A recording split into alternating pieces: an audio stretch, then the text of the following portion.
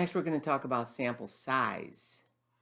So when we talk about sample size, let's just give some examples here. And these are excerpts of the sample size chart from the AICPA.org when you're trying to figure out how many samples you need.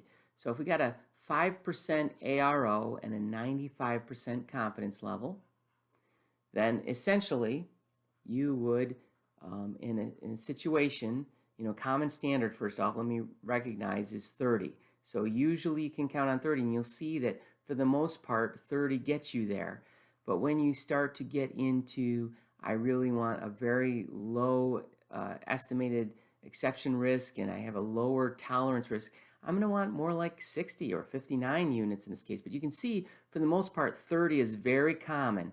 30 is what most people will say. Go get 30 samples. That should give us a good idea. And you'll see, by most standards, that is really what people do. So that's, again, a risk of over-reliance of 5%, confidence of 95%, but technically we're probably really doing that 10% instead of that 5% when we're out in the real world.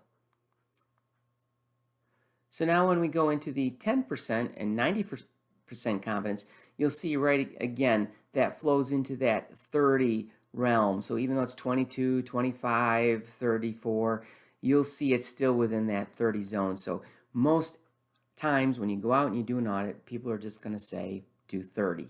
And you'll see that as you get down to these lower levels where you start to have some exceptions, you're expecting exceptions, you're going to need to actually do way more samples to give yourself that 95% confidence. So it depends on the situation, depends on how much the population has out there, and it also depends on how important that area of testing is.